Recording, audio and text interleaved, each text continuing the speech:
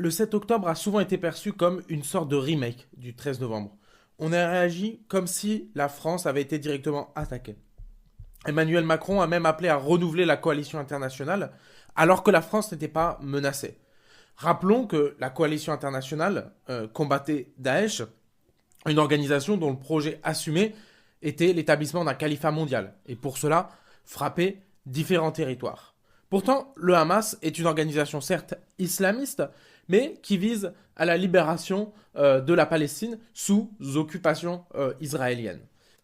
Cette manière de relire le présent, donc à travers les traumatismes du passé, à travers le 13 novembre, montre bien comment la mémoire est un puissant levier des relations internationales, notamment pour mobiliser l'opinion publique. Ainsi, à cause de cela, on a perçu Israël et le conflit israélo-palestinien non plus comme un conflit entre une puissance occupante et un peuple colonisé, mais au mieux comme un conflit religieux, au pire simplement comme une guerre contre le terrorisme, voire comme une guerre de civilisation, comme si Israël combattait un ennemi intérieur.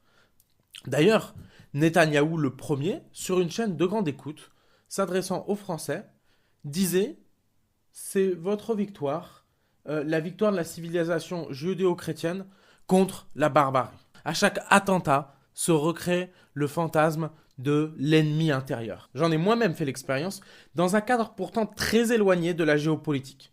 Lorsque j'étais arbitre de basket, quelques semaines après le 7 octobre, j'ai reçu une circulaire rappelant que tout signe religieux ou politique était proscrit au nom de la laïcité et de la neutralité. En cas de refus d'un joueur ou d'un club, nous devions faire remonter le manquement à la fédération. Autrement dit, on appelait à la délation, et il était clair que la cible implicite n'était pas les soutiens de Netanyahou, on le voyait d'ailleurs, la tour Eiffel éclairée aux couleurs d'Israël, les commémorations officielles, la couverture médiatique quasi univoque. Pendant ce temps, pourtant, le premier hôpital palestinien venait d'être touché. Les interdictions de manifester se multipliaient. Et on invoquait la non-importation du conflit israélo-palestinien pour interdire de manifester. Pourtant, les images circulaient. Les bébés palestiniens bombardés par Israël.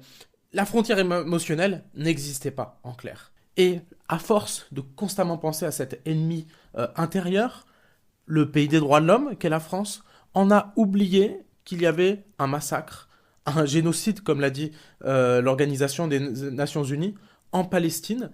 Et désormais, on devient suspect de dénoncer un génocide. On devient suspect d'avoir des convictions religieuses. C'est ça, ainsi, le grand drame dans lequel est tombée la France.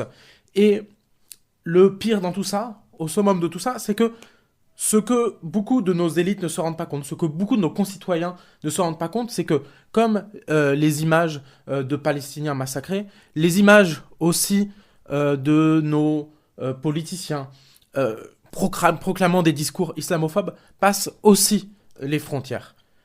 Et ça a un impact concret sur l'image de la France à l'étranger.